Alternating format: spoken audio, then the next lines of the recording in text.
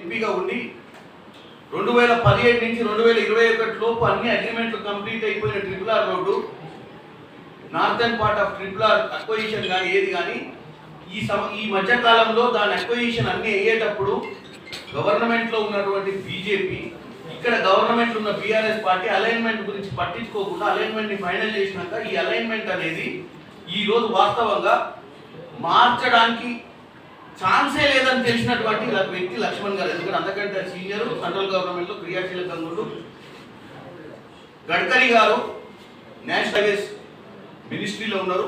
అది సాధ్యమా అసాధ్యమా అని తెలియకుండా కేవలం ప్రజలను రెచ్చగొట్టే ప్రయత్నం చేసుకుంటూ కాంగ్రెస్ పార్టీ అలైన్మెంట్ మీద చిత్తశుద్ధి లేదని చెప్పే ప్రయత్నం చేయడంలోనే వారికి అర్థమైంది. సో ఇవన్నీ పక్కన పెడదాం. ఈరోజు ఇటు పద్మ అవార్డుల విషయంలో ఏదైతే బాధ్యతారహితంగా మాట్లాడినటువంటి బండి సంజయ్ గారైనా, RRR విషయంలో వాస్తవాలు అన్నీ తెలిసి బాధ్యతగా ఉన్నటువంటి లక్ష్మణ్ గారు ప్రజల తప్పుదో పట్టించి కాంగ్రెస్ని ఇరుకాటంలో పెట్టే ప్రయత్నం చేసేదాన్నైనా, కిషన్ రెడ్డి గారు దావోస్కి హైదరాబాద్ కంపెనీలు పోయి గాడా పోయి మాట్లాడుకోవడం ఎందుకు, ఈయనే బంజారాయిల్ రోడ్ అవుతారు రోడ్డుతో వచ్చి మాట్లాడుకోవచ్చు కదా అని చెప్పేటువంటి సందర్భం వరకు ఇవన్నీ కూడా పక్కన పెట్టాల్సిన అవసరం వచ్చింది. మీరు విమర్శించారు, మేము అడుగుతున్నాము ప్రజల ముందు మీ అందరినీ. కానీ ఈరోజు మనము రేపు సాయంత్రం ఎల్లుండో అందరం కూడా ఢిల్లీకి పోయే పరిస్థితి ఉంది, పార్లమెంట్ అటెండ్ అయ్యే పరిస్థితి ఉంది. ఈసారైనా మనం మన విభజన హామీల నుంచి మొదలు పెట్టుకుంటూ వస్తాం. గతంలో అంటే మీరు 8 మంది లేకుండే లోక్సభలో, మేము 8 ఉన్నాం, మీరు 8 ఉన్నారు. ఇద్దరికి సగం సగం బాధ్యత ఉంది. ఈరోజు తెలంగాణ ప్రజలు మన మీద పెట్టి పంపించారు పార్లమెంట్. ఈ బడ్జెట్లో మనం ఎంత తీసుకురాగలుగుతామో అనేది ఇంపార్టెంట్. పద్మ అవార్డుల లెక్క ఎందుకు ఇస్తాము, ఎందుకు ఇయ్యరు, మీరు అడిగిర్రా, మీరు అడగలేదా, ఆయనకి ఇస్తారా ఈయనకి ఇస్తారా కాదు. మనం ఎన్ని తీసుకొచ్చినాము, అది పద్మ అవార్డులైనా రేపు తెలంగాణకు రావాల్సిన నిధులైనా ఎన్ని తీసుకొచ్చినాం అనేది లెక్కలకు వస్తుంది. నువ్వు అడగలేదు నేను అడిగినా, నేను అడగలేదు నువ్వు అడగలేదు అని కాదు. ముఖ్యమంత్రి రేవంత్ రెడ్డి గారు ఎన్ని దఫాలుగా ఢిల్లీకి పోయిన విషయాన్ని బీఆర్ఎస్ పార్టీ కేటీఆర్ గారిని అడిగితే చెప్తాడు, వ్యంగ్యంగా చెప్తాడు. ఆయన గొప్పగా చెప్పాడు. అన్నిసార్లు ఢిల్లీకి పోయిండు, అన్నిసార్లు ఢిల్లీకి ఎందుకు పోయిండో బీజేపీ నాయకులకు అయితే గ్యారెంటీ తెలుసు.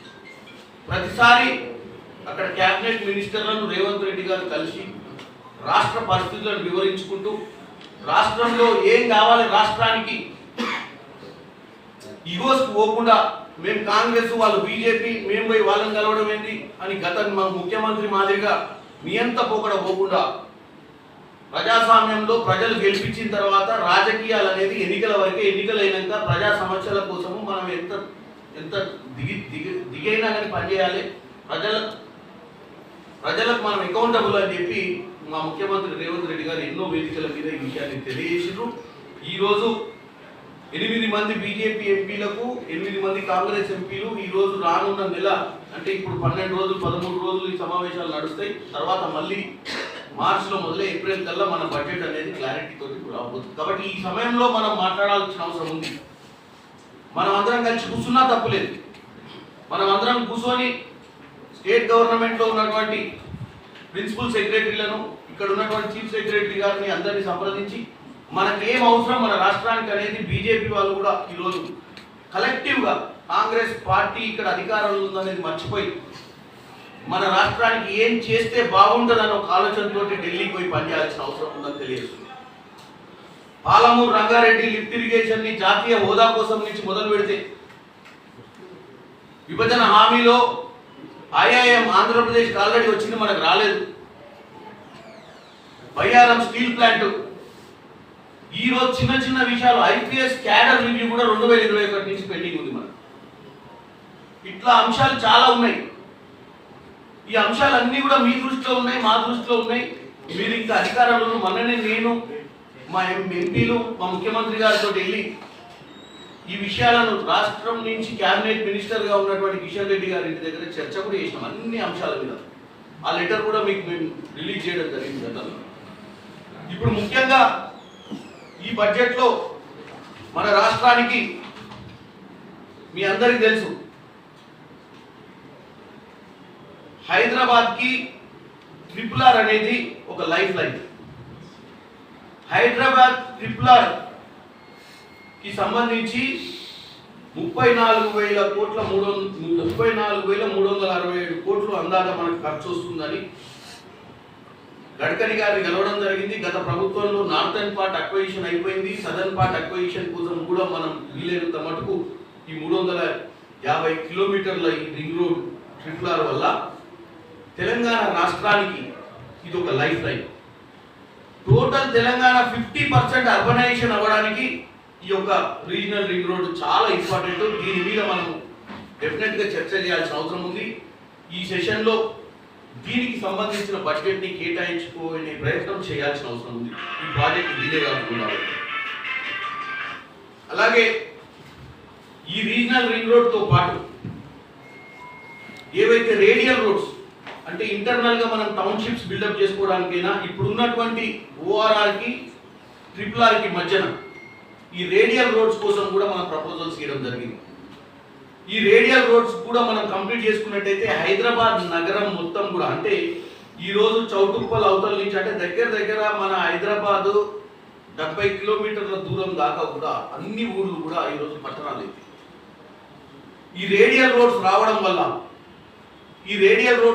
వల్ల ఈ రేడియల్ రోడ్స్ కి టౌన్షిప్స్ బిల్డప్ చేసుకోవచ్చు, కంపెనీస్ బిల్డప్ చేసుకోవచ్చు, కనెక్టివిటీ ట్రాన్స్పోర్టేషన్ ఫాస్ట్ ఉంటుంది. ప్రతి ఒక్కరు ఎక్కడి నుండైనా కానీ ఎక్కడికైనా ట్రావెల్ చేయడానికి ఈజీ అయ్యే విధంగా మనం గ్రీన్ రోడ్స్ వేసుకోవాలని, గ్రీన్ రేడియల్ రోడ్స్ వేసుకోవాలని ఒక మంచి ఉద్దేశంతో రేవంత్ రెడ్డి గారు ప్రపోజల్స్ ఆల్రెడీ ఈ ప్రపోజల్స్ అన్ని కూడా మీకు నేను మీడియాకు పంపిస్తా. ప్రపోజల్స్ ఏమేమి ఇచ్చినాము మనగా ఈరోజు ఇవన్నీ ఎందుకు చర్చ చేసుకుంటున్నాం అంటే మరొకసారి మనము రివ్యూ చేసుకుంటున్నాం. అంటే బాధ్యత అనేది తెలంగాణ ప్రజలకు మా ఎంపీల మీద ఉన్న బాధ్యతను గుర్తు చేసే ప్రయత్నం చేస్తున్నాం. ఇటు బీజేపీ అయినా మేమైనా అందరం కలిసి పనిచేయాల్సిన అవసరం ఉంది. 45,000 కోట్ల రూపాయలు మనం దాని మీద ఖర్చు పెట్టాల్సిన అవసరం ఉంది. ఇకపోతే మీ అందరికీ తెలుసు మెట్రో రైల్ ఫేజ్ 2. ఈ మెట్రో రైల్ ఫేజ్ 2 ప్రాజెక్టు హైదరాబాద్కి 50% JV project government of India, government of Telangana కలిసి చేస్తున్నటువంటి దీనికి నాగోల్ నుంచి రాజీవ్ గాంధీ అంతర్రాష్ట్రీయ ఎయిర్పోర్ట్ వరకు 36 కిలోమీటర్లకు 11,226 కోట్లు.